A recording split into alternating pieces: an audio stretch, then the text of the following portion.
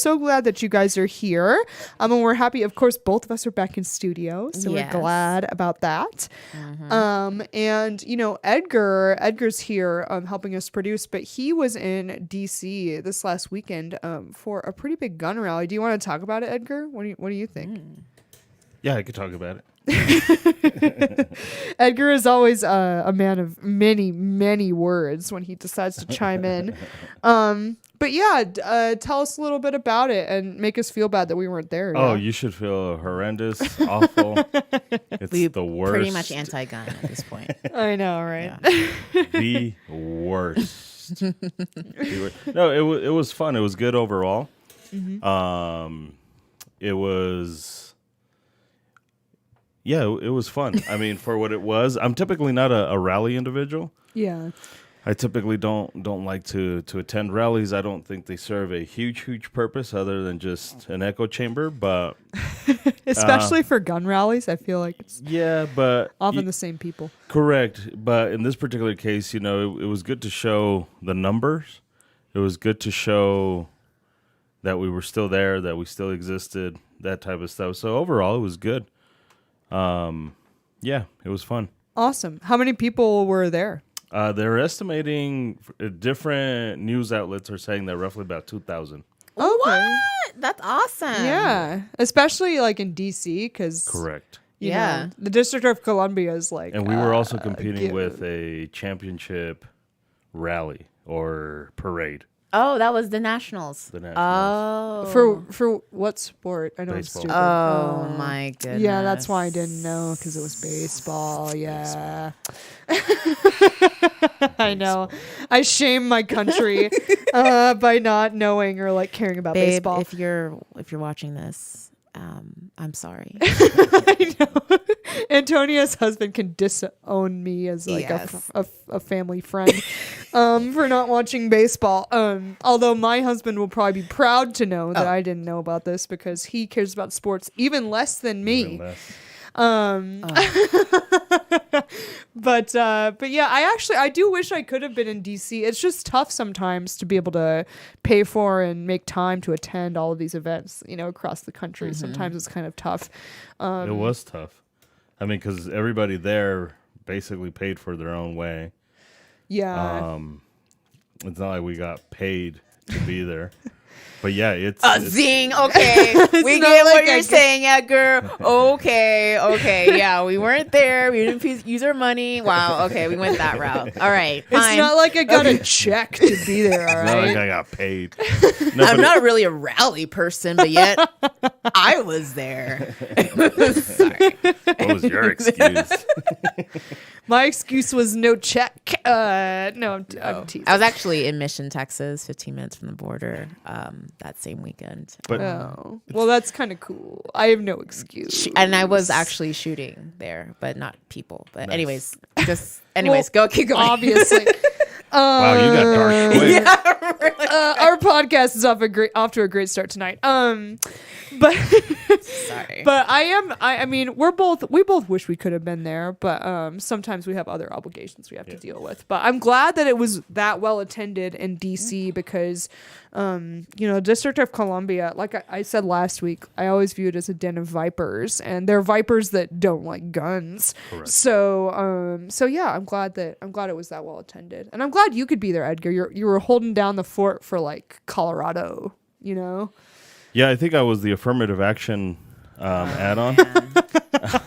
Hey, Gabby was there. Got to get the token Hispanic. But the The Latino. yeah, so they had to add Nice. like Okay. 1 or 2 more in there. Okay. Anyway, I mean, that might be partially true. I'm not gonna say that's not at least partially true. I will say that they did make it a point to make it relatively diverse. Oh, okay. So it really was in their plan to make it as diverse as possible. Yeah. It was their plan or wasn't? It was their plan. Oh, okay. Yeah, that was their intention to. Which, I'm always 50-50 on if we should actually aim for that. But at the same time, I do think it's important to illustrate that the whole guns issue is not a white person thing or like just a man thing. There's a lot of people across the political spectrum and racial spectrum and gender spectrum, even though I don't like to call it a spectrum, who care about guns. So yeah, I mean, I don't know if I'd aim for that, but that is good to have a diverse group of people who also support the Second Amendment. So I'm happy to hear about that. And we do have a great guest, but before we bring her on, we did just want to at least briefly mention my personal best news of the week last week, which is that Robert Francis O'Rourke is no longer in the race. That was I found out on Friday, and I was like, that is the best Friday gift that I've gotten in a long time. Edgar, do we have those radio type of music, yay, like when stuff like that happens, like the little energy. I will get a soundboard. Okay. Yes. I will get one. Where we could have applause or yeah, God, or or whatever that is. Oops, I forgot you're here. Because he's Mexican? It's because I'm sorry, Edgar. Oh. That was our horrible. token Wow. Mexican joke of the night. Wow. Could have done that if he wasn't here, but decided to. I'm sorry. Well, at least we're not pretending to be Hispanic like Robert Francis was. That's very true. That is true. Yeah. And I don't know about you, but my biggest thing that I just want to say about that is that just the way the Duke Nukem went in the race, who was Eric Swallow. Yes. I was about to say Swallows. Well, that's awful. Eric Swalwell. Sorry, that's a meme thing online. Eric Swalwell had the same fate with his campaign, and I do think there's something to be said about the fact that whenever a Democrat goes super gung-ho on we're going to confiscate your weapons, that is a death wish for their campaign. Mm-hmm. And it makes sense, in my opinion. It's almost like no human being wants someone to take away their guns. I don't know. It's Or it's a human right or something. I don't know. Yeah, or it's in the Bill of Rights at minimum, Yeah. And the other thing is that a lot of Democrats do own guns. I don't think that these politicians realize how many people in the Democratic Party actually do not want gun confiscation. It's like that study they showed where it's only about 8% of Americans are actually on board with all of this kind of woke ultra left culture, Oh, really? They said it's 8%? Yeah, I think the article was called Hidden Tribes of American Politics, but there's a lot of liberals, and there's a lot of people who are Democrats and who might even lean socialist, but the people who want gun confiscation, who want forced pronouns, who want all of that kind of stuff, it's 8%. And they're really loud on Twitter. So people like Beto are listening to, the 5 Twitter comments they get. And they're like, oh, this is clearly reflective of my base. But the truth is, it's you're gunning for 8% of the American population when you're trying to win a presidential election. And even among Democrats, that 8% is not enough to win the primary. So anyway. Okay, on a completely different note, I feel like we should maybe in the future do a drinking game where every time we say a gun pun that we have to drink. And at this point, you would have to have 2 shots right now. I did 2 gun puns. You said gun ho and gunning for. Yeah, I've been keeping track. I need I think that'd be fun. The gun pun swear jar, as it were. I'm gun ho. Isn't it so gung ho? It's with a G, right? G-U-N-G. Gung ho. Oh, is it? Edgar. Edgar, this is why you're a producer. Yeah, I'm trying to produce the guest to come on. Okay, but real quick though, is it gun ho or gung ho? Yeah, audience. Or tell us. group chat, live chat. Let's use Google. Oh, he's Googling it. I'm pretty sure it's gung ho. It's gung ho. G-U-N-G. Nice. Oh. Okay. But what's a gung though? What is a gunk? Gung ho. I don't know. Gunk is... Yeah, doesn't say what that is. It might be one of those turns of phrase that doesn't actually have a translation, but I'll take the gun swear jar. Okay, yeah.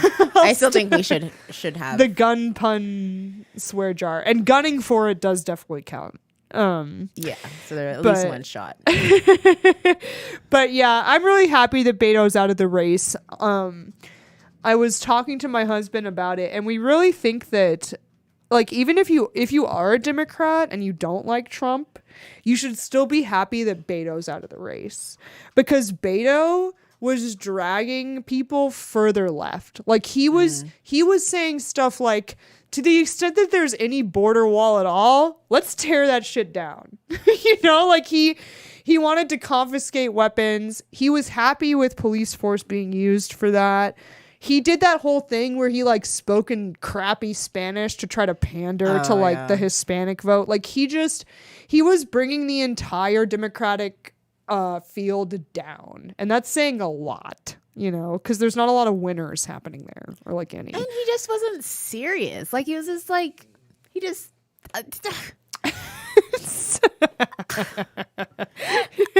He kind of was a joke. He really was, like, in every, and not just like his policies. It was just like how he was like dropping F-bombs like every single time. Like I could not take him seriously. He was like that lanky, like, you know, 20-year-old guy that like really wants you to like take him like at his word and like respect him, but there's just no respect that can be given to him because of everything about him. But well, because he was doing those things where he was trying to be more relatable, in quotes, where he would like, wasn't there an Instagram video of him like at the dentist getting a cavity filled or something, and then he had another one where he was getting his flu shot? Okay. Actually, that was a tattoo. I know. I thought it was a tattoo because now they meme it and it has Trump's face on it. And it was a flu shot. Memes are so funny. I love the internet. Like, thank you, internet, for producing stuff like that. But yeah, I mean, he would do cringy stuff. He's like, oh, I'm so relatable. Look at me, like, you know, getting my teeth cleaned. It's like, no one wants to see that. Even for a celebrity that they like, they don't want to see them at the dentist. So yeah, I'm surprised no one got on him like, oh yeah, you just want us to see you with like really excellent healthcare, like.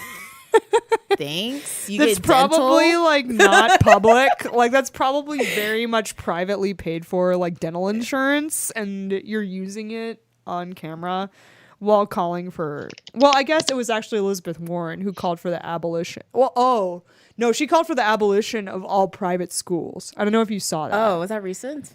It was in the last week or two, for sure. But a lot of them have called for just the abolition of private health insurance or anything like that. Like they want all medical stuff to be a public thing, and same with education.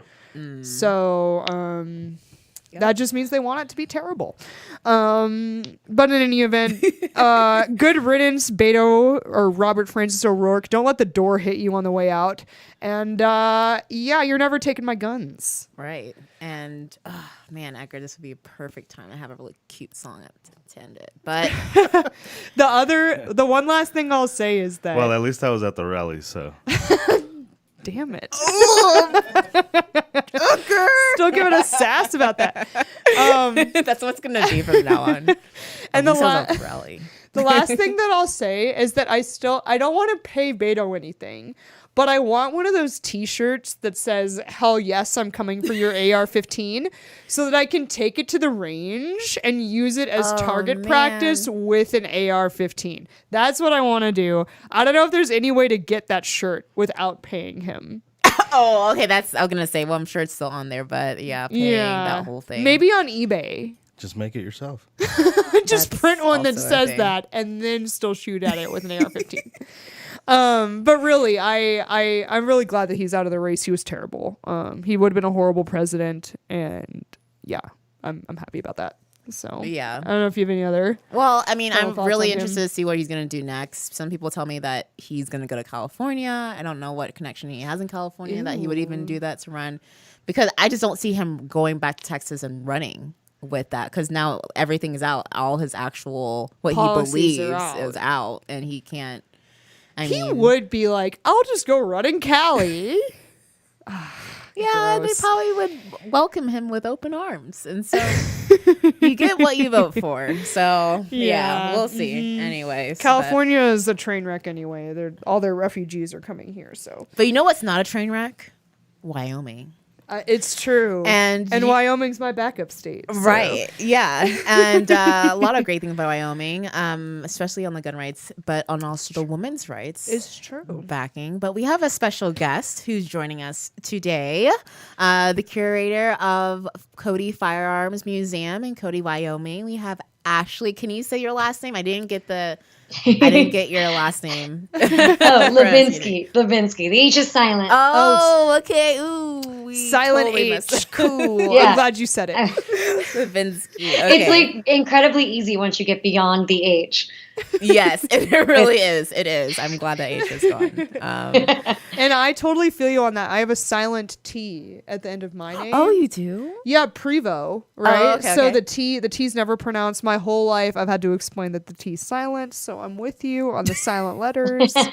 Well, you know, when I was doing the Discovery Channel, they were like, but can't you use Hanish, which was my husband's last name? And I was like, nah, I'm not married yet. Not changing Yeah. it. Thanks. Oh, there you go. There you go. And even if you were, it's like I get to choose which last name I use when I'm on TV and making public appearances. So right. Exactly. I just had a very offensive moment where the vet put my dog's last name as my husband's, and I was like, that dog's Hlesbinsky. it's the same thing. This sounds so silly, but with my cat, my husband was like, I mean, you could change his name with the vet records. And I was like, no. My cat's a Prevo, and he's a Prevo for life. I didn't even know that animals have. Is that a common thing that people put their last names with them? Out on a piece of paper, and I didn't like it, so Well, I needed to change it. There you go. and I did not know this. I only know because when they sent a reminder for him to get his shots, it was Had like his last mailed name. to Link Prevo. Yeah, and I was like, that's right. But thank Nice. you so much for being on with us today, Ashley. We're really excited to have you. So thank you for coming and for putting up with our poor pronunciation of your last name. No worries. Yeah. I'm used to it.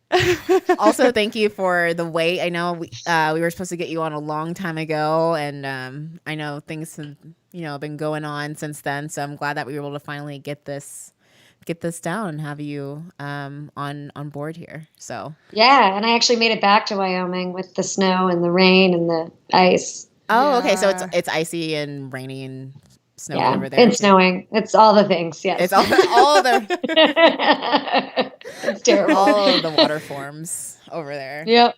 Well, I'm glad that you're back too. And then, well, you don't have to tell people. I was going to say where were you before that, but you don't have to. Oh, my husband lives in Phoenix, so okay. I go back. It's terrible. I go back and forth between Phoenix and Wyoming. So my goodness. you're between like ultra heat, I like, know. ultra Ugh. frost, back and forth. Yeah, but you know what? I'm okay with heat. I'm always cold. too. And Wyoming winters aren't always bad, but they've been bad like the past couple of years. Yeah, it's gotten a little bit frosty, or the temperatures have been lower here in Colorado, I think, too, over the last couple of years. I do think that we've been getting a bit of a cold spell happening in the Rocky Mountain range over the last couple of years. So Oh, yeah. I feel you there. But for our guests who might not know you or know anything about you, maybe you could just tell them a little bit about who you are and how you got involved with the Firearms Museum. Yeah, so I run the Cody Firearms Museum, and if you're not familiar with the Firearms Museum, it is one of the largest in the country. It's not the largest, but it is one of the largest, and it's the most comprehensive in terms of American firearms. We've got about 7,000 guns starting in the 1400s. We've got crossbows and longbows from the 1200s. And then our most recent manufactured firearm, I think, is from 2018. And it's international in scope as well. So it's pretty much like everything in gun and gun-related history, and we are the only firearms museum in the country that is accredited. So we abide by the American Alliance of Museums accreditation process, which is kind of a neat thing for us. We're very proud of it, even though sometimes it can be tedious. And so I have been running that museum since 2015. I've been involved for 8.5 years. But while I was working there, I was also getting my graduate degree from the University of Delaware, and I spent 3 years researching in the Smithsonian's National Firearms Collection. And Smithsonian and Cody are actually affiliates. So when I was working with the Smithsonian, I very sneakily used my Smithsonian email account to email the curator out in Cody to get a tour. And people tend to respond pretty quickly in the museum world to a Smithsonian email account. So I came out here for the first time about 9.5 years ago to get a tour. And then I started working here every year since. And in addition to running the museum, I also work for museums all over the country that have firearms collections, because believe it or not, there's not a lot of people that are trained in my field with guns. And that's because we tend to come more out of the academic system, which tends to not be super friendly to guns. Yeah. So there's no real programs or anything. You have to get kind of creative. And so I've been working with museums, setting up workshops, doing a lot with legal issues with museums and guns, because we don't have an amnesty. We have to abide by gun laws if we're non-government. Yeah. And then I do expert witness testimony. I talk a lot on TV and off, and I write a bunch. That's me. Guns. Awesome. Gun history. Well, that's really cool, because that's actually what you just talked about is a problem that I've found, which is that if you want to become educated about guns, it's actually not that easy to do that. There's actually not that many routes to do that, even online. I mean, you can watch YouTube videos that might talk about a specific weapon or something like that. Mm-hmm. But if you just wanted to go take a class on the history of guns, that is very rare. Or I have not found one. Maybe I'm just adult with that, but no. I mean, there's a couple of courses that I know of. I founded an association last year, and it's still pretty much in its infancy, but we work with professors and museums to try to get more programming around material culture, is what it's called, with firearms. Because most of the time when you learn about firearms in the academic system, it's from a political perspective or a public health or, a legislative perspective, and the material culture, the guns themselves, tend to get lost. And the problem that I've seen, and I've been pretty critical of in the academic community, is when you don't understand how the technology functions, you make a lot of assumptions and conclusions that I tend to argue, if you knew actually about the material culture itself, it might have altered your conclusions. Whereas they just kind of, make assumptions and go off their own biases, which is a little frustrating in our field. But yeah, there's nowhere. There's a couple of classes. There's one at the Art Institute of Chicago. I don't know if it's still going on, but it was a really good design course with firearms. And then, that's cool. Yeah. And then Gun Culture 2.0. David is a sociology professor down at Wake Forest. But yeah, there's not a lot in the U.S. In Europe, it's actually a lot easier to study guns than it is in the U.S., believe it or not. Really? Weird. What? Wait, okay, actually, I want to know, because my husband and I are still looking at honeymoon options. We're looking at probably France and Italy. Is there something over there that firearms-wise that we could go to? Oh, yeah. France has a lot of really good museums. I just spent 2 weeks traveling Europe, going to a lot of the museums and collections. Italy is fantastic. There are some really cool museums. I know of a private collection, so if you go, I'll let you know, in the most cute little quaint town. It's all Western style firearms. That basically guy has hundreds that he's acquired over the years. And then if you go, you have to go up to Gardone Valtrompia, which is kind of, they always say it's like Brescia, Italy, but it's a little bit further down the road. And that's kind of like the gun mecca, if you will. That's pretty much where it all started. Beretta's there. Everyone, Fausti. Right. Yeah, Beretta, Fausti, Pedersoli, Pieta, Uber, all of the major big Italian companies. Fiocchi's up in Lecco, which is just a little bit north. But yeah, Gardone Valtrompia, you can literally spend a week just visiting, all the factories and not see all of them. I mean, it is really where you get boutique guns, and then you also go and you get Beretta, which is, I got a tour of the Beretta kind of compound, and it's probably one of the most impressive things ever. Cool. And that's so surprising to hear because I have some libertarian friends in Europe who, when I talk about going to the range or something, they're like, man, I couldn't even go to a range if I wanted to. But maybe it's just a matter of really looking into it and doing the research to find these places. Although that's not necessarily a range. Yeah. That's more like a museum. Exactly. There's also really cool in Brescia. There's a really cool museum of arms in a castle, but you have to hike into the entire top of the castle to get to the museum, which my husband and I went after our meeting with Beretta. So I was wearing Christian Louboutin high heels, trying to hike up this very steep mountain.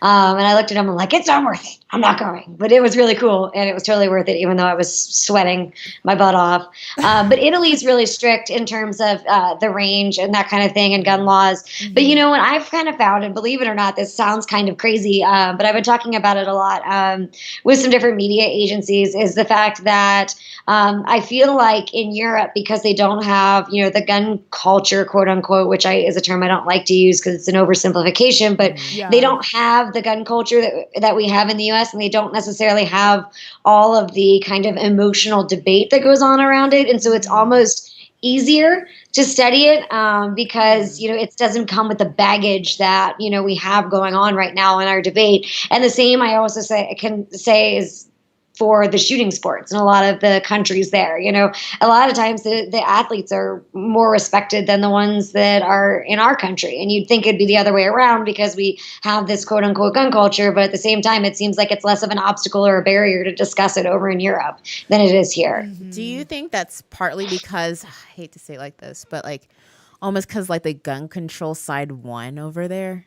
And so it's such a, just complacent with that type of idea or it's almost like, I guess, if you, this is not an educated response, but if you take something away from people, they become really fascinated with it, right. And the reality of the matter is they've got centuries on us in terms of firearms history, and so they may tend to be more interested in the 1800s and earlier, but it's still because it's so rich in their culture. But what a lot of people don't realize is that in Europe, gun ownership, in the 1600s, people had hundreds of guns. If you read the probate inventories, they had huge gun collections when the kind of middle class started emerging. Before that, it was, the king and his most loyal subjects.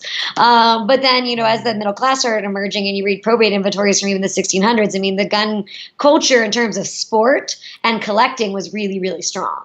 And that still kind of, I think, continues to today. There's a lot of really good private collectors. They have to go through a lot of licensing, but they still exist. And they've got, I would say better collections in Europe than we do in the US for the most part. Well, that's one thing that people don't realize in the gun debate. People like to be like, oh, the Second Amendment was only about muskets, and those are ancient weapons. But even to get to the musket, there is so much firearms history to get there.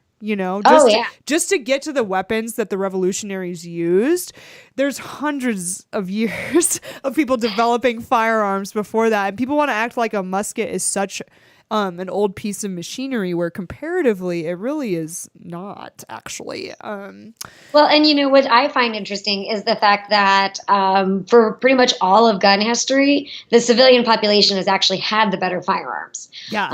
Because the government's limited by the tactics of warfare for the time, cost, and bureaucracy. Whereas, with the private market, it was what's your budget. And so in the 1700s, even the mid 1600s in Italy, there were magazine-fed flintlocks that were, common in the sporting world. And so it's interesting because the musket was a standard infantry arm because it was easy, it was, reliable, it was cheap to produce. And, if it broke on the battlefield, you could fix it quickly. But these refined, repeating firearms, they were very common and around. And if you think about the Revolution time period, people had long rifles, and so it's really kind of interesting because you get that mindset of what was around at a specific time because you look at what what the military had, but that's not necessarily indicative of the larger culture. And then you also kind of look at what made the like linear narrative that's like easy to teach in like a college course. We went from this to this to this, and it's not easy to say, oh, it's a train wreck of invention. And there's magazines, there's magazine-fed firearms, there's breech loaders in the 1700s, there's repeating hand cannons, which is the earliest type of firearms that came about in the 1200s. It's like, it's not a linear perfect progression. I mean, there were always things that were around, some successful, some not, some expensive, some not. But like the technology was never just that simple of saying there was this one thing that people would have known about. There was so much that people knew about already back then. Right. And that's a good point, too, because people like to think that it was the government that was always like pushing forward firearm technology because they were the ones going to war. They're the ones that had the army. But it really was the private sector that was developing firearms, or at least that's my understanding. Yeah. You can educate me. But right. but my understanding is it's mostly private individuals who developed the advancements in firearms, and then governments then were like, ooh, like that actually would be nice for the army to have if we're going to go fight Germany or we're going to go fight whoever. And so we'll take that and then manufacture it on a bigger scale for the infantry or whatever to have. But usually it's the private sector developing these inventions in terms of firearms for their own purposes, and then it got reappropriated. But people don't like to talk about that as much. Yeah, well, and the commercial market, some people created guns for the commercial market in hopes that they would get spotted by the government. Yeah. But I mean, it's the relationship of military firearms. I don't really personally get into politics because, my job is to be a historian. So I gotta just criticize everybody. But, thank you. The one thing I always talk about, when people say the words, we shouldn't have weapons of war. Well, one, I was actually doing an interview on, that's coming out probably in the next couple of weeks, and I was explaining, we can't have, like quote unquote assault rifles post 86 because of the Hughes Amendment. Right. But if you're talking about the semi-automatic version, of an air platform, or really it can be a lot of different platform, firearms, those aren't technically the weapons of war, but at the same time, it's not uncommon that we would have firearms that would be considered equal or better than the military had. I mean, it's been that way for 800 years. Why would it be any different now? Yeah, really. The whole weapons of war thing is a particular issue that gets to me as well, because if the army or the government takes a weapon that private individuals were using and then starts to use it with the army or whatever, it's like, does that now mean that the private individuals who are using it can't have it anymore because it's a weapon, because now they're using it in war, even though it was developed by private individuals who weren't even part of the art, what I mean? Like there's this weird back and forth that goes on with that. And also we really won our revolution with quote unquote weapons of war against Britain. Like the only reason we're really a country is because we had access to quote unquote weapons of war. It all goes to the rhetoric of everything. Yeah. Rhetoric is one of my favorite things, and rhetoric is fun on all sides of the gun debate because it really is funny, because you take like these immensely complicated subjects like, within firearms history, and you have to oversimplify it, to have these kind of very key, things to point out, and you frame things in ways that will get the public to recognize, your argument. And so I love it. I think it's fascinating to hear, what people come up with and how they start talking about them. A lot of my research looks into, how we've evolved from talking about firearms. When did we start kind of making firearms more than just what they were? When did we start making them metaphor? When did we start making them symbol? When did they, we start using them for suspense in the theater? It's really, it's fascinating because it really builds up to where we are today. I think it's cool. But no nerd. So what do I know? And I'm sorry, I've been dominating. You should ask her question. I've been asking her too many questions. No, I love it. I mean, I definitely to even talk about that. I think it's important. But then also the fact that first of all, you know so much, but then you also even not just the firearm aspect, but the historical aspect, and it comes to even America, but particularly that's why I wanted to talk to you, but is about the West and that connection between the West, but then also just women in general and how women have been using firearms, particularly even in, like the feminist movement, to, wow, surprise, gain equality. Crazy. So I know that was your thesis, right? Or your dissertation. Oh, yeah. Well, I didn't have to write a thesis because okay, I'm awesome like that. Nice. But it was one of my research papers. Okay.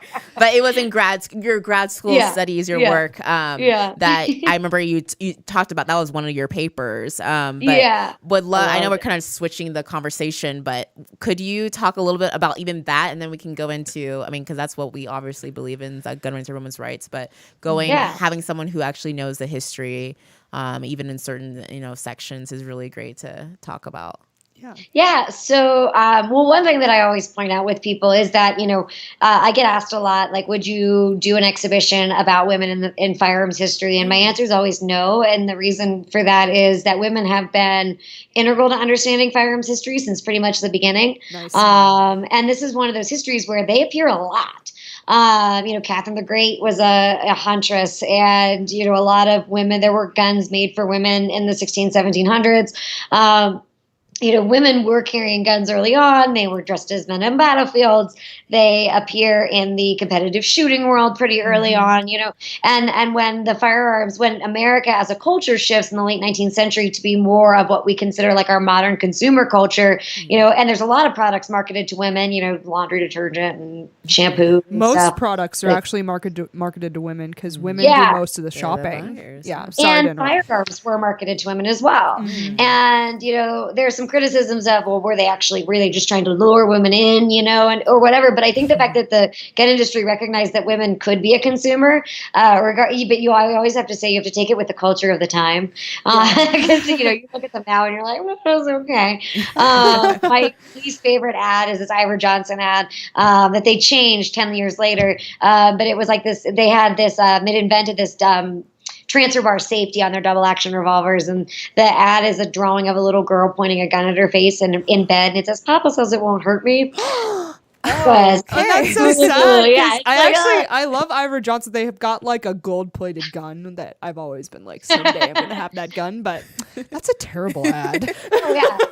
No. So like you just take it with you just gotta like divorce yourself from your presentism, because it'll make you cringe. But the area I started studying in grad school, and the reason I started studying it was honestly I did run up against a lot of resistance to study guns in grad school, and which is ironic because I was with the Smithsonian's firearms collection when I got accepted there. So it was a little frustrating. And I remember saying I wanted to study gendered advertising in the late 19th century. And they were like, nah, do something else, with women, maybe a little bit more modern. So then I went to studying naked women in gun advertisements, which I now collect. I've got right over here, which you can't see because I didn't know how family friendly this was.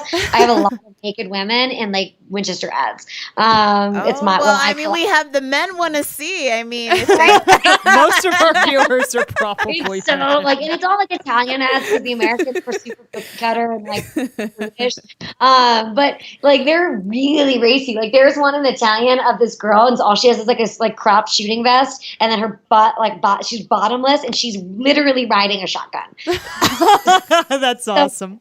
So I started studying. Awesome. If you guys want to see those images, you're gonna have to become a Patreon. You have to be a patron. On Patreon. Yes. Stuff. So that's just for our members only. Oh, they're so good. So I initially thought I was going to study these naked women and look at it from the concept of the male gaze, because there's this really great Playboy photographed ad that Winchester did in America, where you've got this blonde woman. She was called the Bird Busters.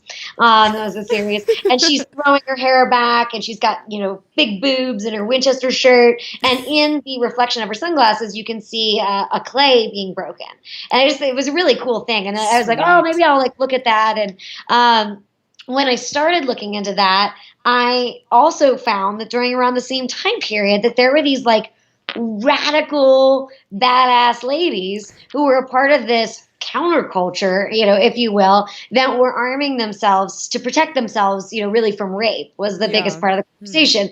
And it stemmed from, a more leftist second wave feminist movement. And that was part of it. And then the other part of it that I studied was armed female African-American civil rights activism, looking at like the Black Panthers and when the Black Panthers decided, because initially, women stood behind the men in the Black Panthers, and then they were like, hey, maybe we should like unite each other to like work together, and so there's a lot of really interesting information from this time period of people that would be considered left leaning activists who were saying, listen, we've got to protect ourselves and this is how we're going to do it. And so the two sides of that was I looked at these feminists and also the International Liberation School out of California. And I've got the pamphlets. I should have grabbed them. They're somewhere in my house. I have Handguns and Self-Defense for the Radicals, Revolutionaries, and Easy Riders. Nice. And then there's my favorite is this, it's from the Women's Press Collective. I think it's 1975, and it's a publication. It says by women for women, and it is colorful. But it's what I also think is interesting about it is the fact that the information they're providing about the guns themselves, like they've got diagrams, they've got safety, they've got the basics of like handling, grip, dominance, eye dominance, not, existential dominance. And it was really like the gun information was really, really good. I mean, it was top notch. And, so they were getting it right. Yeah. They were telling women to do this. And then there were fantastic cartoons. Of course. There's a couple of cartoons. There's one where like you've got these two women and they're standing on one side of the road and then these dudes are on the other side of the road. And then like a little word bubble from the men are like, I don't know, man, those women look pretty scary. Maybe we shouldn't cross the road. I like that. And then there's another one where it's like there's this woman and she's got her like purse and this guy's like, hey, perfect little 38, and it's .38, and she pulls out her snub-nosed revolver in the next slide, and his mouth is turned into a target, and it's like, however, did you know? And throughout this pamphlet, they talk about this, and then they have this court case at the end of it, which is a rape case. And they, got really serious into the fact that, this was the great equalizer. And a lot of the women, both from the civil rights and the feminist movement, really reappropriated the expression, God made man, Sam Cole made them equal. And they called it the great equalizer. You can find that in some feminist theory, that they were calling it the great equalizer, and that they recognized.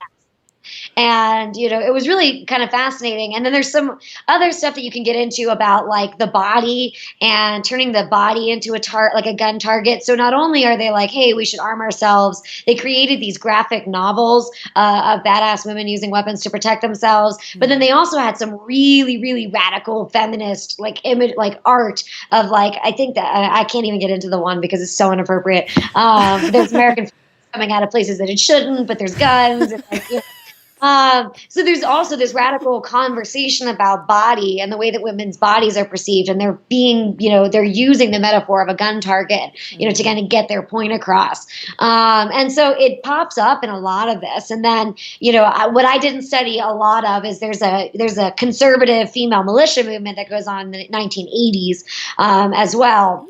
But what I watched with the feminist movement is you've got these really radical ladies. At the same time, you've got Winchester being like, some naked people. And naked ladies with guns. Yes. Right? Someone asked me, in an interview question, I can't remember for what. And they were like, why do you think people like naked, why do you think people pose, with guns? And I'm like, I don't know. People like pretty ladies. I was like, that's all I got. Sorry. People will pose a naked lady with pretty much anything that they're trying to sell. It doesn't really matter. Burgers. But yeah, so then I started studying the kind of transition period. And so in the 80s, you do have this conservative movement, which I didn't look into as much. But then by the late 1980s, the gun industry, which, by the way, has recognized women all along, but they really started to embrace this role of women in the gun world. I gave a lecture called 1989, the year of the female gun owner. And I made a joke because that's the year I was born. Me too. But it's a good year. There's good energy. Yeah. But then you see Women and Guns, the magazine comes out, NSSF starts recording female, hunting license, like women who are taking out hunting licenses, number of female shooters. Smith & Wesson re-releases the Ladysmith. They have semi-automatic. I've got a so it's Ladysmith. yeah. And then they come out with the new line, which is the same gun, which a lot of people joked was meant not Ladysmith, so that men didn't have to buy Ladysmiths. Oh my goodness. But it was really interesting because you get this juxtaposition of these radical women. And then, on the cover of a gun magazine, when the gun industry says, hey, we're going to embrace women, you've got, Susie Homemaker holding her AR-15. and I have to ask, back then, especially, I asked myself, I'm like, dude, we really advanced from that? Like, could we have found a happy medium between, the weird feminist art and, the Susie Homemaker and her AR-15? I mean, maybe. I don't know. But it really was interesting because you do see this adoption. Then you start to see, NRA's Refuse to be a Victim program. And so there's, but the early conversations about carrying a gun for protection really was liberal feminists.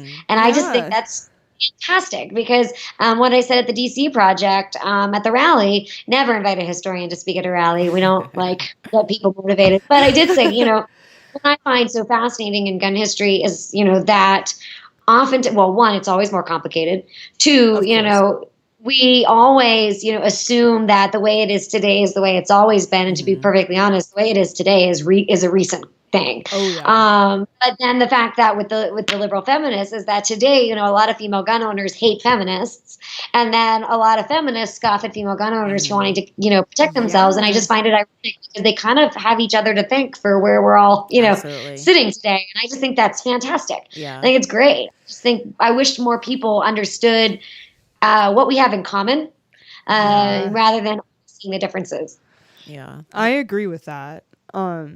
I was going to ask, what do you think happened to the feminist movement for them to abandon the Great Equalizer? That's one of the things that I can't get past as someone who promotes this idea, My research moved, once I, did all that, my research moved to much more of a macro history in general.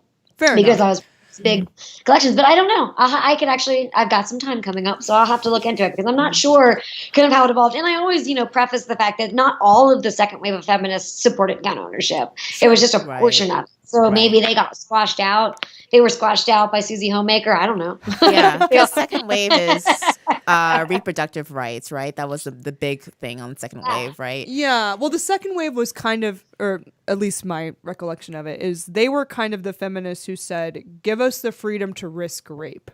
Like there was the whole suffragette thing where it was like, let us vote, and that was the first wave. But then the second wave was more like, let us stop giving us curfews, stop treating us differently than men. Like we can go out at night, we can take care of ourselves, and we can take care of our own sexuality. Right, yeah, like that was the whole thing. And then now we're in this new third wave thing that I just genuinely don't comprehend. But the second wave, they had some stuff that I wasn't totally on board with. But in general, I understood and I agree with what they were trying to do, which was to make it's like, okay, now women might have equal treatment under the law, but let's make it so that culturally speaking, we actually have kind of equal footing with men in the culture.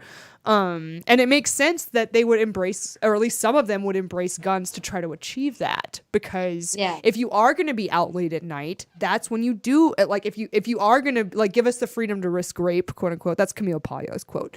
But, if that's what you're trying to do, it's like, you might need to conceal carry something for protection if you don't have the curfew, if you're out late, if you want to be walking down the street in a dangerous neighborhood. So I was just curious, but yeah, if you find an answer to why the feminist route decided to abandon that which actually is the great equalizer, I would be very curious. You should email me. I actually do want to look into it because I noticed, years ago, all the girl magazines, like Cosmo and everything, kind of turning against, female gun owners. Although I feel like I've seen a couple of good articles that do talk about women gun owners that have surfaced in the last year or so. Yeah. So I don't know, maybe they'll swing back a little bit. But I noticed that and I thought it was really interesting. But, the whole conversation with firearms in general and the culture that we've got today, it's such a recent thing. The fact that the belief that, the Second Amendment or firearms ownership was a one-party kind of ticket.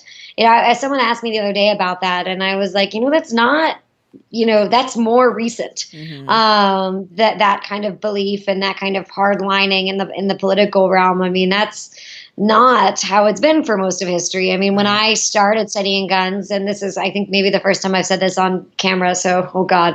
But when I started studying guns, I think people know it enough nowadays, but when I started studying guns, I mean, I was a Democrat because I was in academia. And, now I tend to be more in the middle and make my own decisions on basic things. But, I was studying guns as a liberal, and I owned guns as a liberal, and I carried as a liberal, because I never saw, when, studying the history as in depth as I did, I never saw the contradiction in that statement. And so, obviously, things have changed more recently, but I did find that always very interesting, and I would have conversations with people about that. And I still know a lot of really liberal gun owners. Me too. But I always thought that was interesting because the history was not the thing that convinced me, that I wasn't going to be, that I was going to kind of switch parties or go more moderate. It was more looking at what I thought liberal meant and what I was not seeing, from people that I thought should be that kind of mindset. But it really wasn't, anything that I found to be a contradiction back when I was studying this initially. And that's because the history just doesn't show that divisiveness. It will if it doesn't change in 20 years. But as of right now, the historical record is that this is a very recent rift. Exactly. And I mean, you can even see it in the civil rights movement and within, Black, African Americans in their history. I've been reading Negroes with Guns, Robert F.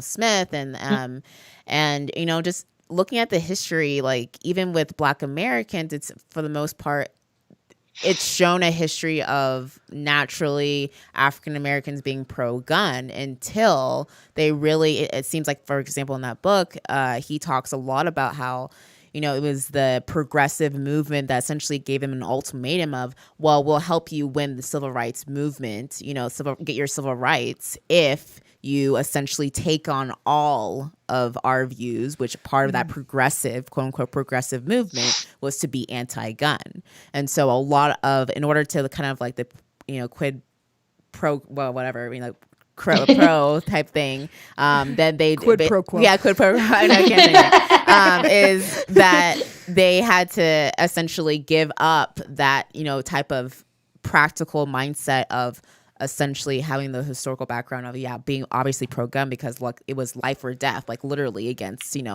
Jim Crow and things like that would, or KKK members that would actually kill them if they didn't have a gun, right? But they wanted their rights when it comes to law, and so the progressive movement was the way they were able to do that, and so they essentially kind of left that pro-gun aspect issue behind. And so I feel like that's kind of what the women's movement is looking historically, that was something in order to be a part of a party, right, that they had to give up some of those issues that were really nonpartisan. Yeah, which I also think is really interesting because one of the biggest gun names in history for me is Annie Oakley, man.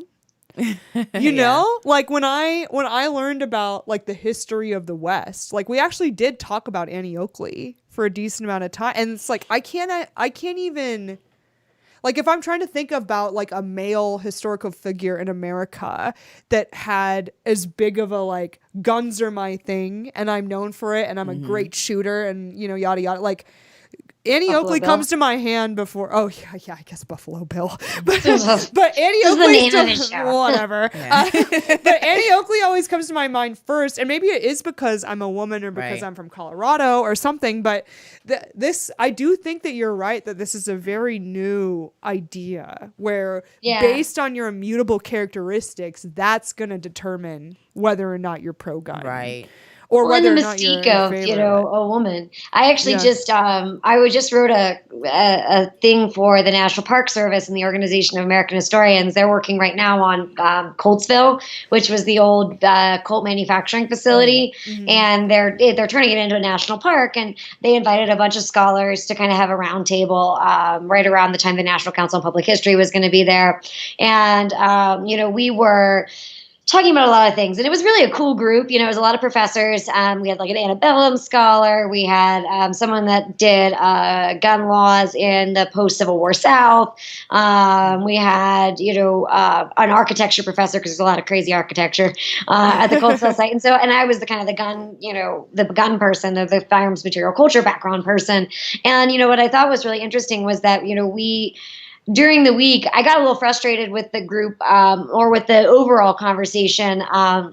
But one of the things that I said in my, kind of reflections essay that I had to send to them was, everyone was quick to judge Sam Colt as being this paternalist figure, which is, a negative in a lot of academic circles, being someone that advocates for paternalism in company towns. And, we were all so quick to criticize him.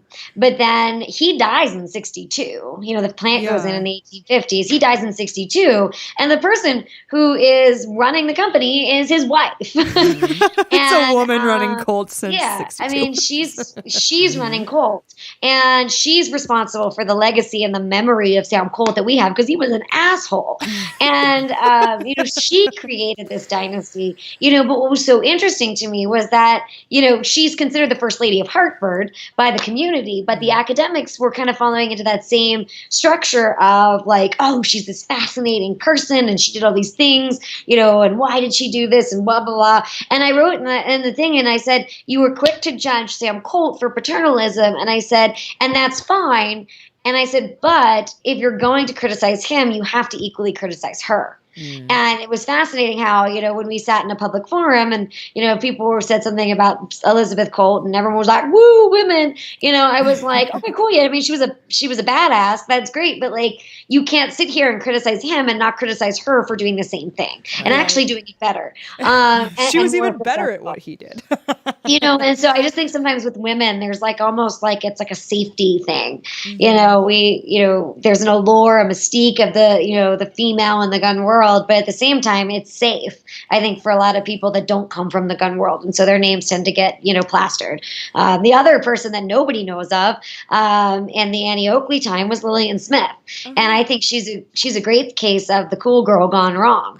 Everyone tires of the cool girl at some point, and Lillian Smith was a better shooter, just a lot of people felt, than Annie Oakley. She was younger than Annie Oakley. She was brash. She swore. She wore, racy outfits for the time period. She had, affairs and lovers. And Buffalo Bill, thought the world of her. And Annie Oakley freaking hated her. And of course, still hasn't changed. She was of Annie Oakley, but she was amazing. And then she went to England, and for example, Annie Oakley, who was kind of the demure, conservative, feminine woman, she shook the hand of the Queen, and so did Lillian Smith. And all the papers ripped Annie Oakley a new one for being so disrespectful of shaking the hand of the Queen. And then Lillian Smith has a bad showing at Wimbledon when she's shooting, and all of a sudden the media turns against her, and it's this brash, disgusting woman, with her affairs, she's not that good, it's all a trick, blah, blah, blah, and they completely turn on her, for the things they loved about her, does it sound familiar to today? And now, and she continued to set world records for the rest of her life, but nobody remembers her or knows about her because she wasn't what we thought was the perfect feminine, ideal. Interesting. Our producer has some thoughts, I think. I have a question. silly question. I'm Colorado native. I must know, where is Buffalo Bill really buried? I don't know if I can swear on this. I don't know. You can if you want. Oh, I don't fucking know. I'm not sure. Yeah, that's true.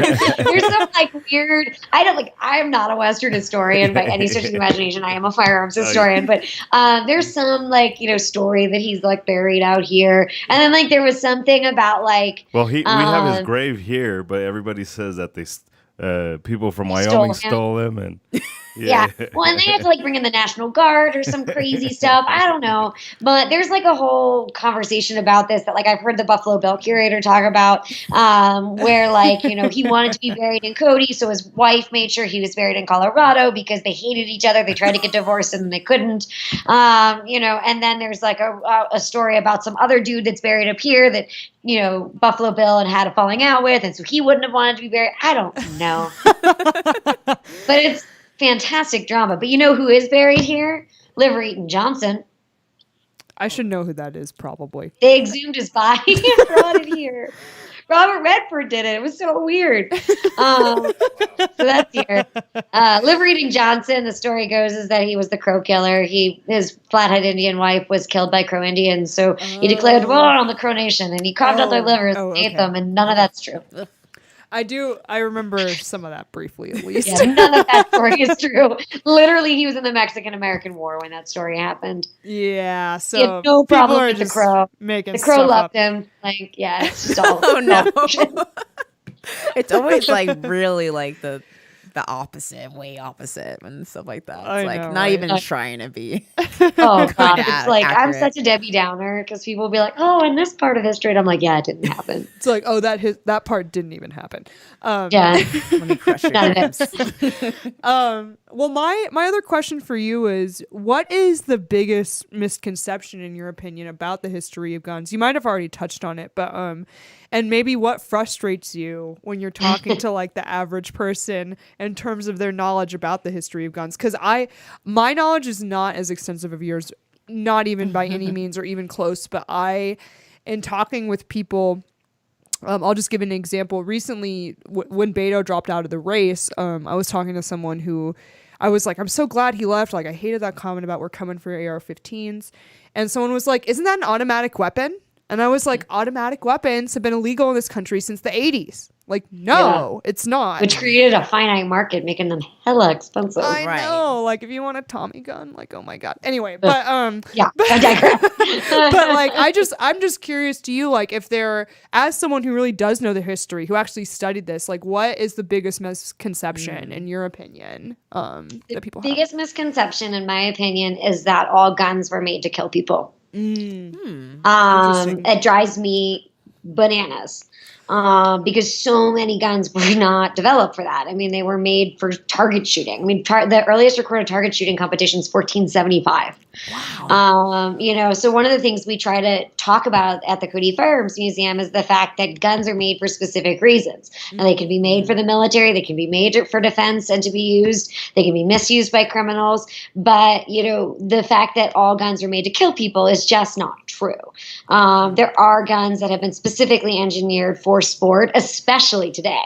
We have a section in our museum that's, a science gallery, and we have different trigger weights that people can pull. One's like a self-defense weight and one's a competition weight. And we talk about, why you would want a 5-pound trigger for your self-defense gun and why you wouldn't want a 1.5-pound trigger for your self-defense gun. These things are made for different reasons. And so that one, I think is very frustrating because it's then trying to have to explain, that guns were made for different reasons. But then the other thing about that is that, there is a huge kind of overarching story with firearms history. And, one of the things I have to be very careful of is that violence is a part of that story. And I don't shy away from that. And, I talk about it and we talk about it at the Cody Firearms Museum. It's an important part of that story, but it is one part of that story. Yeah. And there is a much bigger story that got lost because of, presentism and emotion and tragedy, that we hear about, things that, make us, feel like we need to talk about something. And so we're put in a delicate position to say, yes, we're going to acknowledge, mass shootings. And yes, we're going to talk about suicide. And yes, we're going to talk about these ways that guns are misused by criminals. But, there's also a much bigger story. And I can't make the story bigger, than it is in the museum. And when people step back, you realize, all of these different things that happen with gun history that nobody ever knew about. And, I had a high school teacher in, and I was talking about how Henry Ford visited the Winchester plant in 1908 before he built the Highland Park factory in 1910, and how he got, the inline procedures that became his assembly line from Sam Colt and Winchester and Eli Whitney That's so Sr. badass. But we don't that's talk cool about that knowledge. because it's almost like, the violence portion of it has taken over. Right. Right. So we don't see it. And then I also criticize our community for not talking about it for many, many years. A lot of times in the museum world, specifically, there have been unofficial policies in museums to not collect what are called nefarious artifacts. And that can be anything. But a lot of times gun museums just won't collect them. And I don't think that's helpful either, because you have to be able to process and digest things that are uncomfortable as well as things that just are. And so I think that, it's taken over, and the emotional sector. And so it gets really difficult to try to show people that there are other reasons why you'd own a gun, that are, equally valid and more prevalent than firearms that are being used, for self-defense or firearms being used in crimes or in suicide.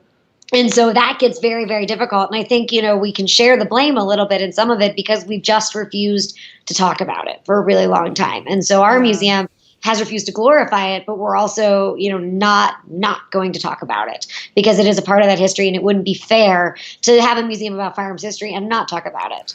Yeah, absolutely.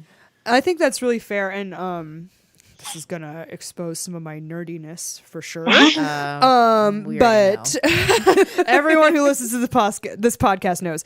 But I think you're absolutely right, and I don't like to shy away from the violence aspect, partially because one of the other things I really like to study and I've been interested in more recently is the history of swords and knives and forging. Really yeah, it's pretty freaking dorky. But it's one of those things, like when you learn about the history of weapons like that, you always have to talk about, like, how was this weapon used?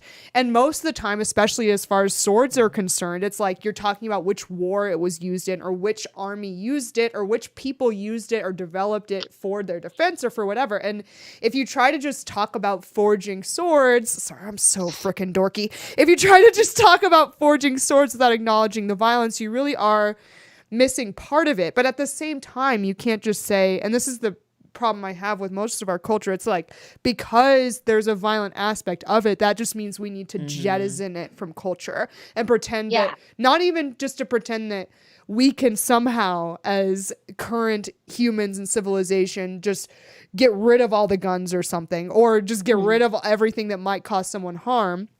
But also to just say, historically speaking, all these people who used it for violent means must have just not been woke enough or something, or like they were just too primitive to realize that violence is bad, or you know what I mean? Like there's this weird thing happening where it's like we're gonna start vilifying the tools that people used for violence throughout history, instead of just actually looking at them historically the way that you have, or looking at them as what you also said is like, why were these different things developed? Because with and that's why I bring up swords in particular. It's like, obviously the kitchen knife, like my chef's knife, was not developed to like, go on a battlefield and wield as like a sword against another army. It's like things are built for different reasons, and people, so many people in the Twitter sphere, will come and attack me when I'm talking about guns and be like, guns are meant to kill the target they're shooting at, period. And it's like, I mean, killing is kind of like, the killing aspect of that is not actually necessarily true.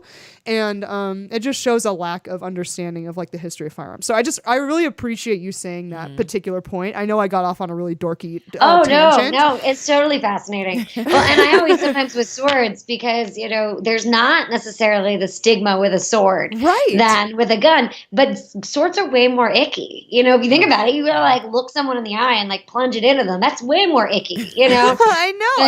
And then you're like, and this sword has a blood stain on it, and people are like, ooh, but it's like it's whose blood? I've always wanted to kind of like look into why swords don't get the same kind of like stigma than that guns do, and I think sometimes it's just what the thing is for the time period. The other thing that frustrates me, since I'm just bitching, is the misuse of terminology gets me really frustrated. In general, and I get that a lot of people, like, they unintentionally, misuse terminology. And then the other side will argue that we're just playing a semantics game. But my argument is, if you are going to create legislation, about something, you have to understand what that something is, because legislation is precise. Yeah. And if you don't know the terminology, it's not just semantics. It's, literally your bill that you're trying to write. And, and I did a thing for Recoil, and I broke the internet, and I didn't even know. I got tagged in something and was like, whoa.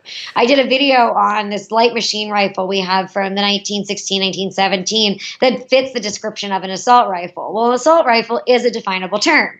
You can argue that you don't like the term. You can argue that it's an empty term. You can argue lots of things about the term, but it is a definable term. And I broke the gun world, because people were like, assault rifles aren't real things, and then they started describing assault weapons, and I was like, whoa, totally different things right here. The assault weapon is a legislative catch-all that means whatever you want it to mean, but assault rifle has an actual defined term and a reason that it exists, and the reason being that it was used to delineate from the term battle rifle.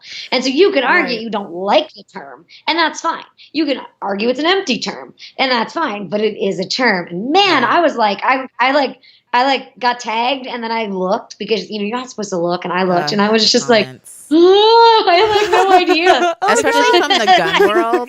When the gun world so gets you, I feel like it's always, for me, I think that hurts the most. It's like, no. because obviously the anti-gun people are gonna hate me, right? It's like, okay, but when the gun world, you say one thing and they're like, oh, well, then she said, for example, recently something about hunting, and I was like, I said, look, the Second Amendment is not about hunting, and oh, she hates hunters, and she's anti-hunter. Okay, yeah, okay, even me just giving that guy credence for this, but it's I totally understand that, so I just want you to feel, I know what you feel when stuff like that happens, the worst. It's so funny too, because then people came to my rescue, and they were like, no, you're talking about assault weapon, assault rifle's a real thing, and they just wouldn't even hear it. They were like, no, it's not real term. And I think people go down that rabbit hole because they assume that AR stands for assault rifle, and then it's no, that's not what that means. But it doesn't mean that it doesn't exist, right? But I know that it's actually a term, and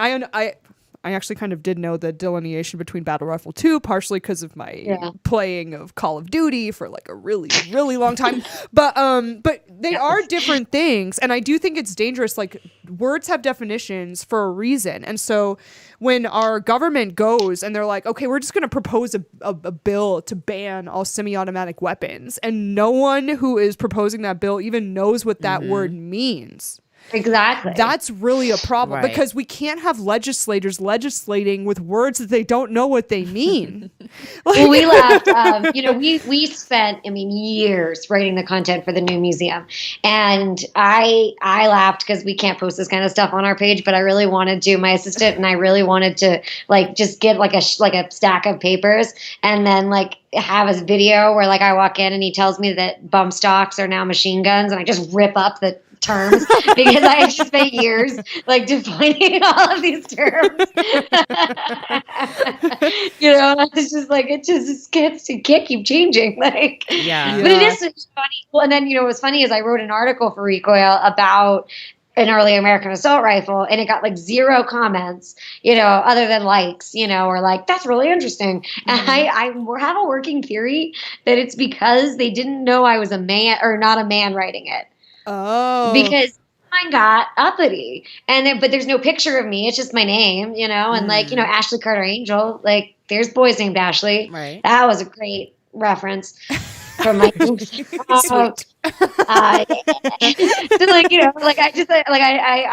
were waiting for it to explode again, and it didn't. And I'm either they're tired or they don't read. They're tired or they don't read. Maybe it's both. Or they realize I'm a woman, because. I get that just because I'm a woman. They're tell her to stop reading the teleprompter, It is interesting what will trigger people online. Sometimes I'll tweet something or say something that I thought was going to be totally innocuous. People will just lose their minds. But then I'll tweet something this is really going to get people fired up, and it's just nothing. Nothing.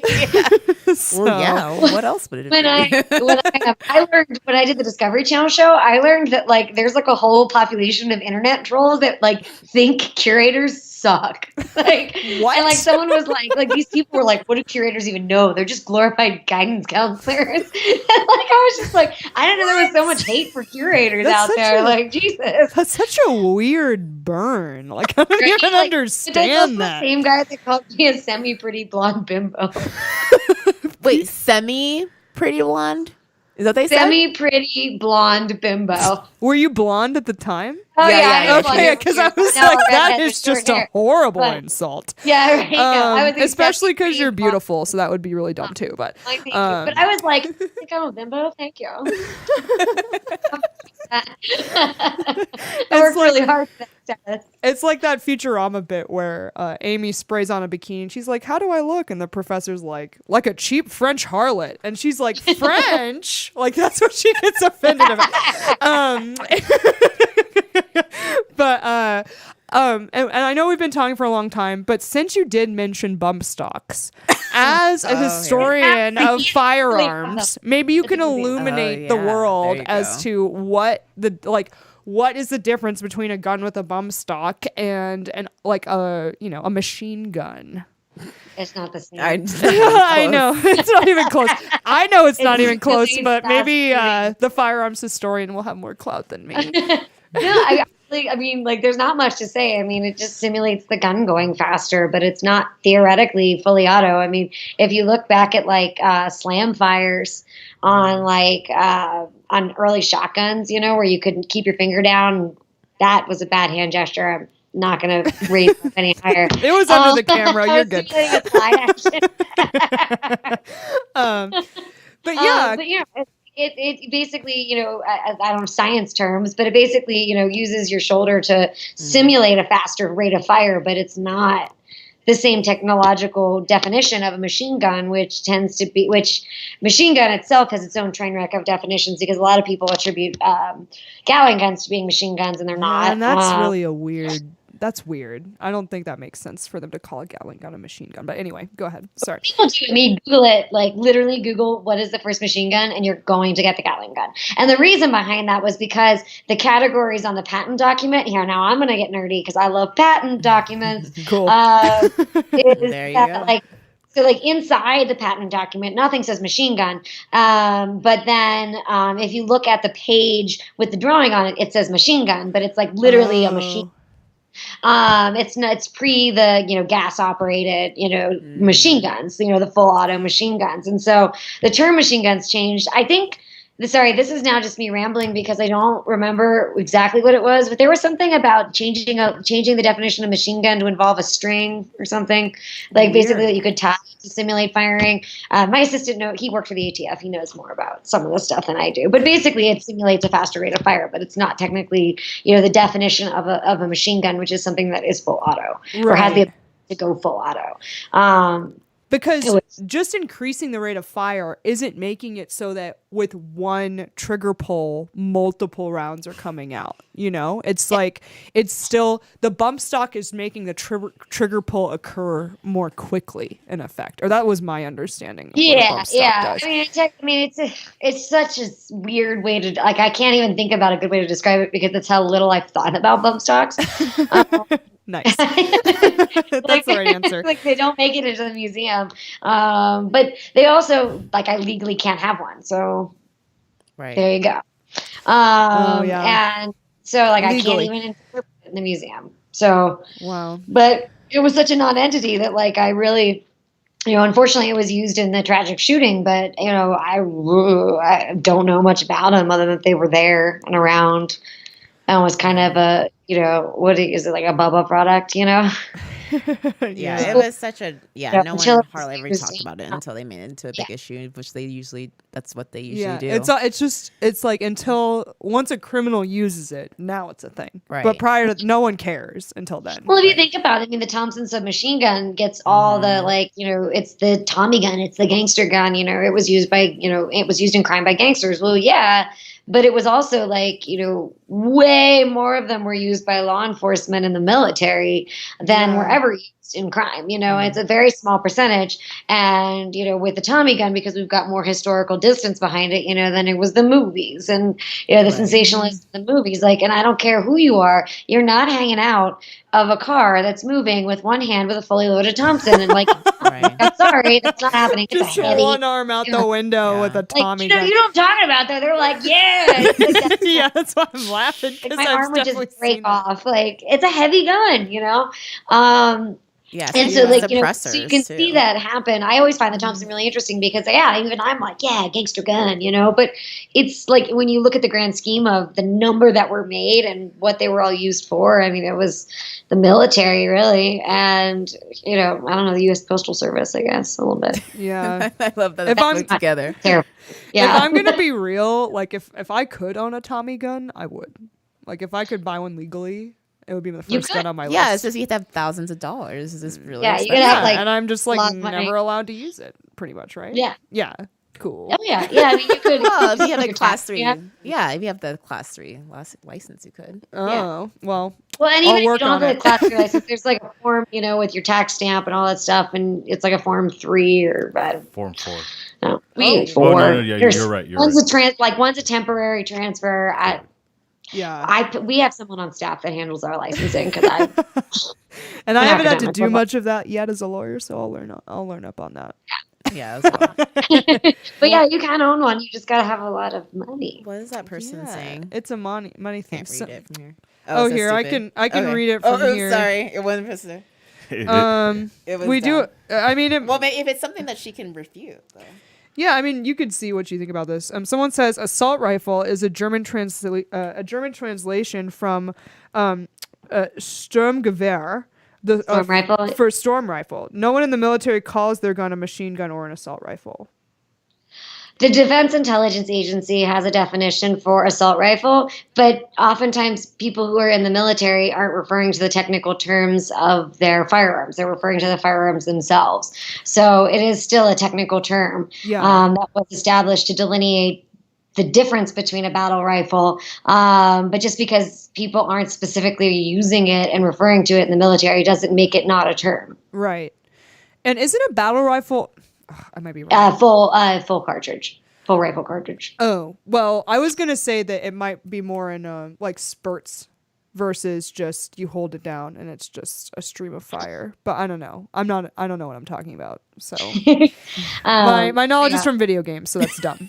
At least in terms of the whole assault rifle versus battle rifle thing. So Yeah. I'll let you, the historian, tell me I'm wrong about that, and I will research it later. Yeah, meet her. Just meet her. But do you have any other? I mean, I could ask more, but I don't know how long we've kept her on. Oh, that's fine. It's like way past my bedtime, but that's okay. Yeah. Well, for those who would want to, I guess, can tell a little bit more about Cody Firearms Museum and like when you guys are open and any big exhibits, like new exhibits or special exhibits that are coming up or The anything like that. entire museum. Yes.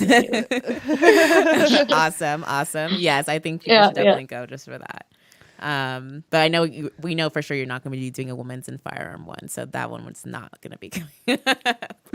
I want to do one with fashion though. Oh, I'm down with Yeah. that. I'd come to that one Yeah. for sure. I'll drive up to Yeah. Wyoming. Maybe in a couple of years. We have a temp exhibit space, so we can do cool rotating things like that. But I do want to do one with fashion because there's like this whole movement of like using the term gunmetal in like women's clothing. And Betsy Johnson did like a whole range of gun clothing that I own a bunch of it because I bought it off at eBay. Yeah, so there's some really interesting stuff that happens. I think it's in the 80s with fashion and the firearms terminology. Oh, okay. Very Nice, cool. nice. Really, Yeah. I'd be curious to see that, especially like historically speaking, fashion. Oh, that allows you Winchester to sold all carry- kinds of weird clothes. Yeah. Yeah, sweet. And you could take it all the way up to today with those companies that are making like the horrifying Parkland sweatshirts and stuff. Ew. Have you seen that? Yeah. No. Ugh. The Columbine sweatshirts. Oh, I don't know if I've It's- seen the No. Columbine ones. I saw Oh, some yeah. Parkland ones. There's a Columbine one. Some like designer is making like really horribly morbid sweatshirts that say like the schools that have had the shootings and like simulated bullets and stuff. Oh, wow. Oh, it's People are weird, man. Yeah. Yeah. But then don't randomly on understand my, that. like on Facebook, like Saks Fifth Avenue tried to sell me this insanely expensive designer, like yellow tracksuit that has the "Don't Tread on Me," and it was a cow. I was like, "What is this?" Like, Trash fashion.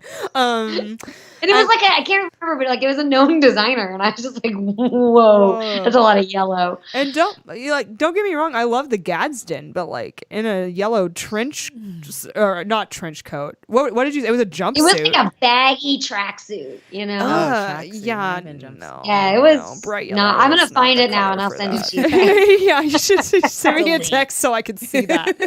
Yeah, My eyes. And I think Recoil talked about it too. I think it might have been where I first saw it. my eyes. No. Nice. So are you really active on social media, or where can people go if they want to support the museum? I'm assuming the museum takes donations and other stuff like that. So Oh, for sure. Yeah. If you want to learn more about the museum online, you can go to we have an Instagram account, which is Cody Firearms Museum. Our Facebook is Cody Firearms Museum. Our Twitter is @Cody Firearms because it didn't let us finish spelling out the museum. yeah. And then we do have a Reddit account if you want to get weird. And then personally, if you want to track what I'm doing, which is a little bit of behind the scenes museum work, what I do with my consulting business, a lot of pictures of my dog right now because I'm a loser, and a lot of me cooking elk meat. You can go to my Instagram, which is Ashley_Hlesbinsky, I think, and then my Facebook is @official Ashley Hlesbinsky. I have a Twitter, but I hate it, so don't worry about that. Well, that's cool. I find Twitter to just be like a cesspool of nastiness that I just don't want to be a part It of. really is. Oh, It's a it dumpster is. That's a Every perfect single definition time. of what Yeah. Twitter is. But I'll definitely follow you on Instagram at least because I hadn't been yet. But really, I've enjoyed talking to you a lot. I'm sure Antonia agrees with that too. Yeah, I've enjoyed watching you two nerd out, so it's been cool. Oh, cool. Because really, I especially it's so refreshing to talk to a young woman like yourself who, it's not just that you're political about it, but you're just passionate about the history of firearms and you're just presenting the truth. And I really Yeah. appreciate that. We need more of that. But in you our are culture. married, right? You're taken. I am taken, Right. even though my last Sorry, name's still fellas. He's a first shooter. Sorry, guys. Yeah, I wanted to make sure that I was. Yeah. Oh, yeah. Because I'm sure they're like guys like, oh, and she's no, guys, she's taken. I don't know, man. I got this short hair now, so I don't know if I'm desirable. I took my hair extensions out for a few months because I was just done with it. What are you talking about? You're gorgeous. And as someone said on here, you're not semi pretty, you're fully semi pretty. Or is It's so good. It's a real comment from the live chat. Yes, so It's so freaking great. I I love think it. it's a reference at politicians who call Yes. magazines fully semi. right, Yeah. right. yeah. We got you. We got you. We got Okay. They're, those politicians are you. Yeah, slow-witted. Edgar, we can get that, okay? God. Someone also says your husband is a lucky guy, so there you go. Aw, yeah. But really, you're awesome. If you ever want to come down to Colorado, or maybe we'll come up Yeah, to I actually Wyoming. want to come over there. Yeah. Yeah, we should come up to Yeah, Wyoming. We should Thanks. do like we can all go shooting or something, and just have a great time. So, And I come to Colorado periodically. yeah, Oh, okay. Well, come there you on go. I gotta down get to, like, for sure. Civilization sometimes. Like Colorado. I wasn't Nice. gonna say that about Wyoming, but you said it, so that's. I like being off Wyoming. our And I think home we need to have a part 2 because I totally want to go into. I don't know how much you know of, like, because it's your 150th anniversary for allowing women to vote, right? In Wyoming. Yeah. Like, that's the Yeah, whole sorry. thing right now. It's also the 150th anniversary of Marlin, so now Oh. where you Oh, that. You're like, wait, she knows? Oh, no. Yeah. Marlin Yeah, shotgun. I was like, women's yeah, suffrage. Marlin rifles. Let's talk about it. let's chat. We'll do a whole podcast on it. We will. other- We will. But really, you're awesome. You're fabulous. I appreciate everything that you're doing. And like I've said as a big dork on here, history of firearms is something I've been trying to learn for a long time, and it's not easy. So like, So kudos much. to you. Real And good books. I promise you, it's really hard. We're working on it. You know, Yeah. take time. There isn't anything great out there. I mean, there's some good books, but like not things that the academic community would consider, respectful. Someone just asked, where exactly is the museum? I'll let you say that again. Yeah, it's in Cody, Wyoming. We're Eastgate, Yellowstone. By Eastgate, I mean we're 50 miles from Yellowstone, but that's real close in Wyoming. You can fly into Cody, or you can fly into Billings and drive 2 hours. It's beautiful when it's not snowing. And you said something about hours. I don't know. We're open a bunch. Okay. Probably In the summer, business hours at least, right? In the summer, we're open 7 days a week, 8 to 6. But in the off season, coming into November, it is November, December, we start to go out to shorten weeks just because we don't have a lot of people coming through. It's big hunting season, so we get a lot of hunters in the fall, but it's pretty quiet other than that. So if you're coming through the winter, just double check the times on the website because it changes like every couple of months. But in the summers, 8 to 6. 7 days a week. And what are you doing? Cool. Like, I know you were talking about you did Discovery Channel. Like, so what are you doing next as well? What am I doing? Yeah, your Right projects. now? Yeah. I have a glass of whiskey in front of me. Oh, well, that too. Yeah. I have a court case I'm working on that I can't talk about. Oh, okay. But yeah, no, I don't know. I'm working. I got a cool consulting gig up at the Adirondack Experience in a few weeks. So I'm still just working at the museum, continuing to push that forward. But then with my consulting, I'm still doing expert witness stuff. I've got a lecture in Reno in January on the history of collecting, which is way more exciting than it sounds. And I'll be at SHOT Show. But I'm always doing a little bit of something with everybody with guns. All right, you're gonna be at SHOT Show. That's good for. Always at SHOT Show. Awesome.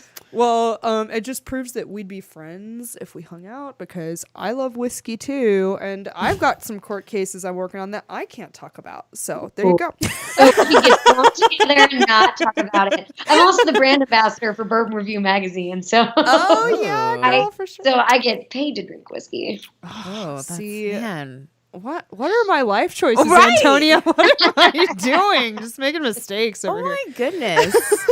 University of Delaware should at least have you like on notable like you I'm should gonna be in the next newspaper. Oh, you or are? next- yeah, they asked me, and I was like, okay. Well, there you go. Okay, Okay, cool. at least they appreciate people who've been there. Okay, because that's pretty awesome. As they should. Yes. Well, thank you so much for your time Yes, and for thank you. staying up past your bedtime to come and Past talk 10 to o'clock. us. I know it's like after 10. Oh my god. But really, I thank you so much for your time. That's actually further away in Wyoming than I thought. But I should try to figure out a way to go. Because I want to It's go a to this 7-hour drive museum. from It Denver. is, yeah. Yeah. So, because I've driven to Yellowstone from Denver before. So, and yeah. if you're It's you 7 said- hours from Cody to Denver. yeah. So, but maybe road trip or something. Yeah. We'll do Um, something. But Stop in Casper. Go to the Olive Garden They have an Olive Garden now. in Casper. not Cody. No. But really, I really appreciate your time, and please, too. if you like the work that Ashley is doing, please support the museum and support her on her social media. Yes. And I'm gonna do the same thing. So, Yeah. Thank you so much for joining us. also your Thanks, jacket is guys. fabulous. Yeah, you were pretty Oh, awesome. thank you. Paid for by the Discovery Channel. Oh. Nice. Even better. But yeah, we got to have you back on. You're a great guest. And I've got Awesome. plenty of historical questions about guns. So we Oh, can- cool. I got lots of things bubbling around in my brain. So. Yeah. Awesome. Well, thank you so much. And yeah, we'll have you back on soon. And really appreciate you. Thanks. All right. See you later. Bye, Ashley.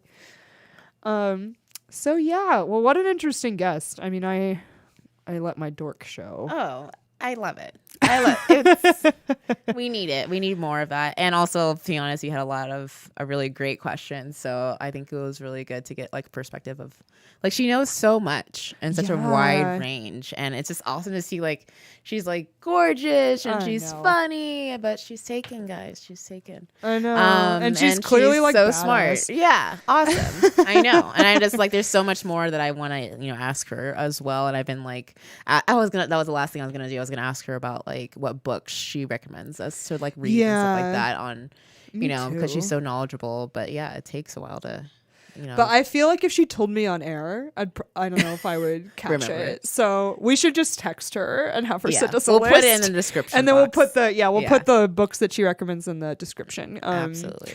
Because it really, in terms of just finding like websites online to read about this stuff, it is so non-existent. Like I have tried for years to try to learn this information, and I finally found one show that had a bit of a history of guns things happening called Triggers.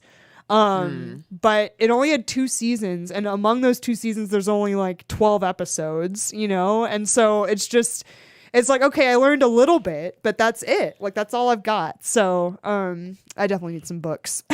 Yeah. Well, it was really interesting when she was saying about like the difference between like how they deal with firearms in Europe versus here. And like, the political aspect does really get in the way of a lot of the education side, because people here just, they get away with so much. Like the hearing that was at the assault weapons ban of people, like legislators saying AK-15s, like you are, like she was saying, like you are nails on a chalkboard, man. making policy where words matter, and you don't even understand most of them.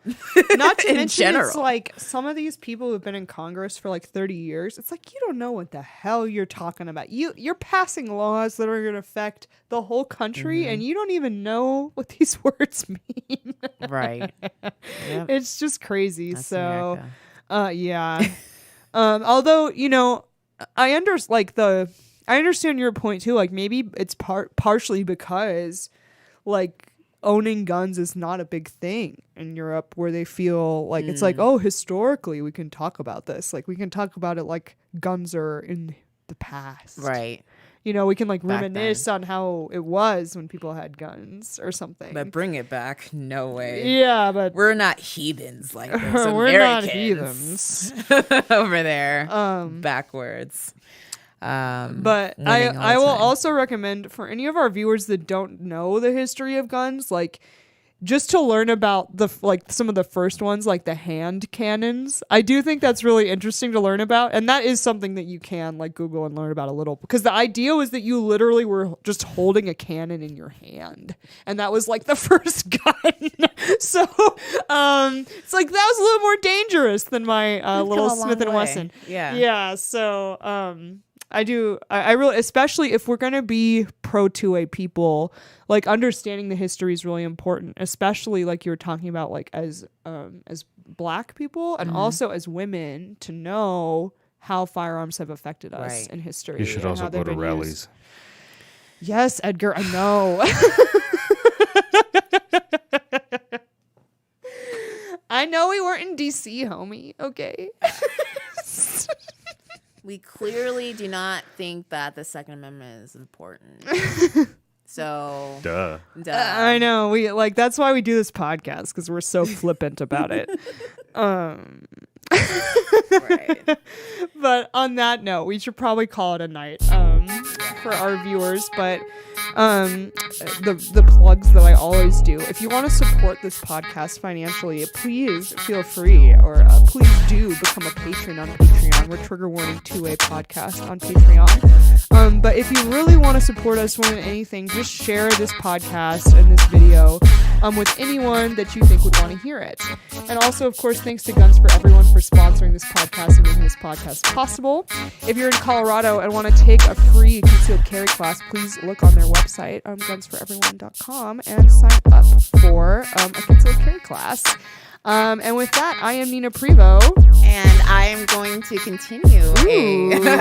If you guys look into Chameleon Bags, which is a concealed carry purse, I just got this like literally today. That's one of the cutest concealed carry bags I've ever seen. I'm really excited. So I'll let you guys know, but look into Chameleon Bags. And then also, of course, we're still in partnership with Gun Owners of America.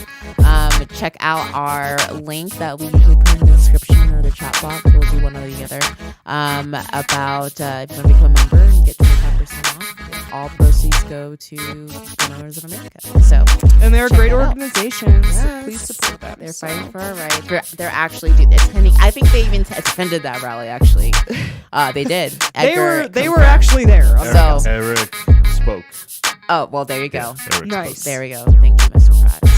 So, Cool. thank you guys, and we'll see you guys later. I'm Antonio Okafor. And I'm Nina Prevo. We'll And see you this is guys. Trigger next Warning week. 2A. Bye. Trigger warning 2A, bitches. All right, bye.